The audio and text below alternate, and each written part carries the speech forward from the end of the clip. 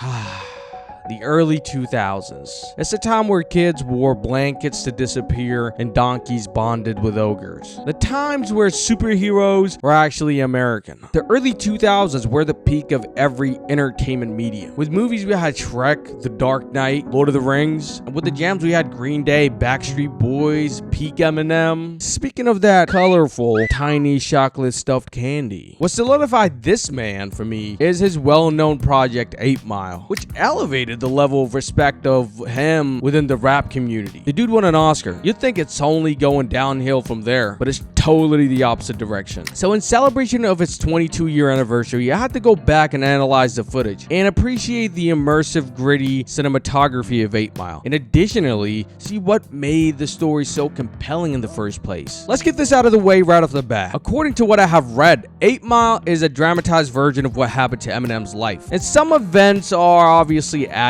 for a riveting plot. Much credit goes to Scott Silver and his amazing writing. He laid the foundation and that motherfucker built a fortress. What I'm about to attempt is analyze whether the Save the Cat beat sheet can be applied on this movie or Scott Silver created his own unique structure of telling stories. Because you have to remember, all you need to do is know the rules so you can break them and then create your own path, and we might see that in 8 Mile. So how about we start with the first scene? The first scene plays showcasing Rabbit standing with his back hunched, bopping his head facing the sticky, dirty bathroom mirror, silently lip-syncing Mobb Deep Shook Ones. And these initial 30 seconds is what the book calls an opening image. And it's where we'll get to take a brief glance at the protagonist and the world that's around him. And if you somehow live in Bikini Bottom and none of your brain cells are connecting to figure out where the story is set, 8 Mile is in Detroit, Michigan. The city of Detroit blessed us with phenomenal rappers that elevated the culture of lyricism or rap in general, and it also displayed absolute dominance over the music industry for a while.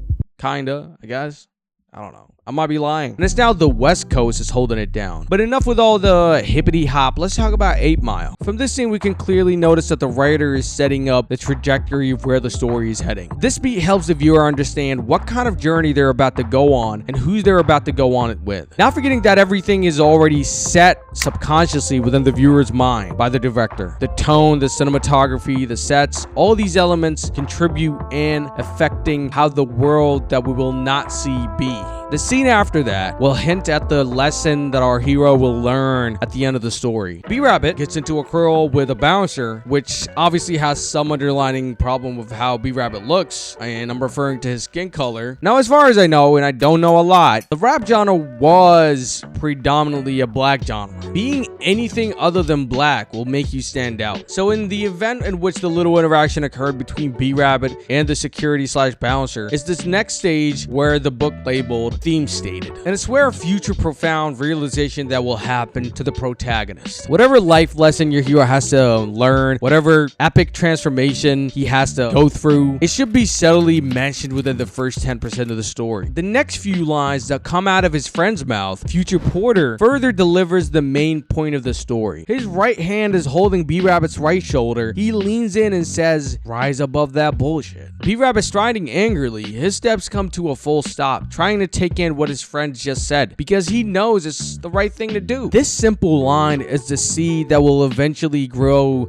at the end. It's a moment where the hero overcomes his inadequacies and rises above them. Moving on to the preceding stage, the setup. Since the writer presented a small chunk of the world and a surface level representation of the hero, it's time to get to know the protagonist on a deeper level. And it's where we'll see B-Rabbit's life condition, wants and needs. Some of them are subcommunicated and others are bluntly mentioned before the story moves forward. Finding the hero's tics has been talked about in the book, but I haven't seen anything that would be considered an actual tic. But let's keep this in mind. The hero is subcutaneously moving forward towards the main goal. Not only being accepted within the culture, but also having a better life. We're still going through a phase of introducing friends, enemies, the city of Detroit, etc. The character's worst flaws is shown when it first encounters the antagonist, highlighting his insecurities, which in this case, him living in a trailer basically, and his mom getting piped by his former schoolmate. As much as these traits could be considered as flaws, I think they could be perceived in a different way. The urge that forced Jimmy to involuntarily resort to violence every time someone talk about his family is because he deeply cares about his mom, even though she's a complete wreck. Another element of deepening the relationship between the viewer and the character is seeing him in various times of his day. One scene he could be kicking it with his homies, and the other he's working on automotive parts. Inviting the audience to venture through a day of the hero's life and how he talks to the 8 characters. That just means the most important characters, like family members, friends, enemies, etc. And these events will go on for the first quarter of the movie. Now enters an imperative component of the story, and it's called stasis. The writer plants a seed that makes the viewer feel a sense of urgency without the obvious need for change to the lead character. We probably didn't pay attention, but this concept has been demonstrated in the introduction of the world and the characters within. B-Rabbit's first battle showcased how his personal life was weighing on him. The perception of the outside world of him mattered more than his opinion about himself. He didn't give himself a break. Like, cut yourself some slack. You know, life is not that easy for everyone. The movie started on a point of time where everything wasn't going for this guy, and that's why the audience felt like change must happen. Going off what's been said in the book, the catalyst is a single scene beat in which something happens to the hero to send their life in an entirely new direction. And when you think about it, it's crystal clear that the final battle is a catalyst. Although I'd argue that the catalyst is an amalgamation of scenes that left B-Rabbit no choice but to fall into action of altering his life. His family getting evicted, his boss doesn't like him, ex-girlfriend being a pain in the ass. All of these things were lined up in the middle of the movie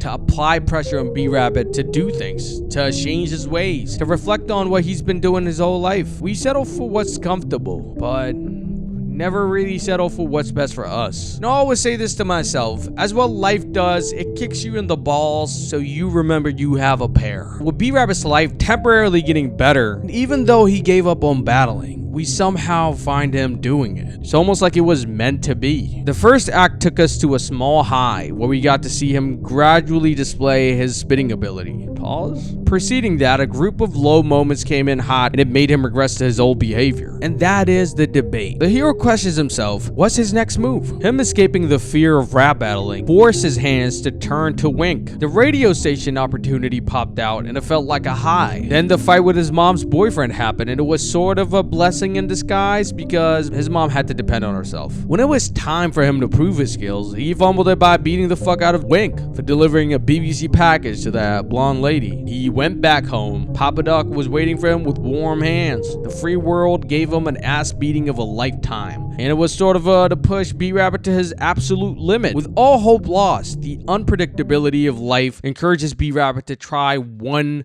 more time and give it his all. Lastly, the final battle. And if you know anything about Eminem, we know it was coming. The finale is the stage where the hero solves all of his problems. And you would think, but he's still broke and lives with his mom. But that's not the point. His issue was, he didn't accept himself and lied about it. Therefore, it stripped away his confidence. The circumstances he was dealt were a weapon that he utilized against his opponents, embracing his flaws and dire situations.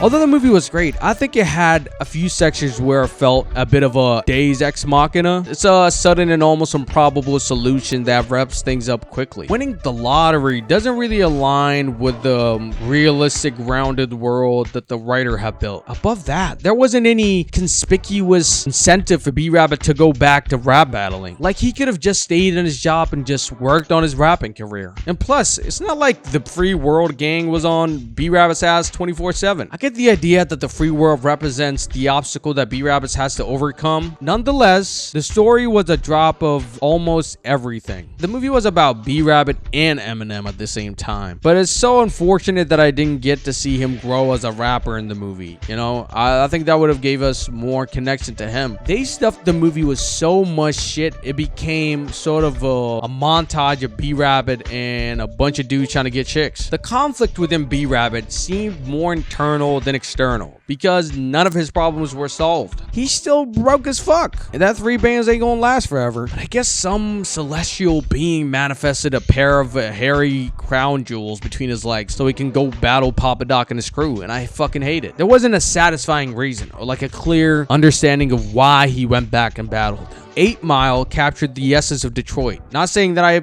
know what it feels like to live in it, but from Thor observation, seemed like it. You can't really go wrong with the simple, sweet handheld shots and a bunch of static shots sprinkled around. Plus, Rodrigo Prieto made the screen pop with colors. The Ariflex 435 is a film camera that we used in the process of filming this movie, and I can't imagine filming with a camera that's that loud. The audio design must have been a nightmare back then. Because in the early 2000s, digital cameras were in their infancy. The gritty, noisy effect that film cameras bring on the screen is almost unbeatable. Until this day, that style of cinematography is still replicated in many other genres of movies. Dim to light colors look so good on this project. Occasionally, the costume designs in some movies happens to have colors that potentially pop more than the actors' faces, and it'll be a little distracting. But in 8 Mile, the clothes that have been picked for the actors complemented their faces. For each character, a set of color palettes was assigned to them for us to recognize them. The majority of the characters were swirling around half of the main essential colors: black, white, gray. The clever way to make them stand out is adding a dual or single element that will further add depth to each person in the story. Although, I don't think the writer was thinking that far ahead, and it's not his job, and plus, it's sufficient. You don't have to battle with every perfectionist thought that you encounter in your mind. The fact this movie has been out for 22 years is a testament that decently written stories can last for decades long. Knowing that this movie has a fragment of Eminem's life added some sort of a boost to it. Maybe in the future we might get an Eminem movie, just like how we got a Bob Marley one and an Elvis one. Quick reminder, I don't know shit about music and I don't claim to. My knowledge of the rap scene is not bad, especially the great MCs. And Eminem technical skills has gone better by time. Like, you can argue he made awful music, but you can't really strip him away from being one of the greatest MCs out there. But enough about music. I'll always and forever be loyal to movies. Let me speak about our last quick part, which is the acting in this movie. Valid point that should be made here before I start laying out my points. Eminem is not a rapper. I mean an actor. It's something I had to say to myself prior to watching 8 Mile, giving great importance to this thought so I won't be nitpicking and ruining my cinematic experience. The performances were genuine, improvised, and acceptable. I wouldn't say it's the best acting I've ever seen. Despite that, the emotions and messages that were conveyed through this movie were felt deeply. Props to M for putting in the work and focusing on the minute details in his performances. 8 Mile is such a hard movie that portrays an extremely competitive sport of rap battling. Constantly being bombarded with personal attacks, you either have to embrace them or take those insults and brush them off and come back with your own to destroy your enemy. Much like the ancient days when people had to fight in the Colosseum. And if you want to know how did those fights went down, click on the video. Clickety click. Click click. Got the most content of the continent and constant compliments. Give me confidence across the common sense and incompetence. I'm cognizant of the confidence, consequence of accomplishment, and competence, and competition of conquer the content between consciousness. I'm conscious of conscious. King Kong, just call me kamikaze. I'm concocting this. Woo!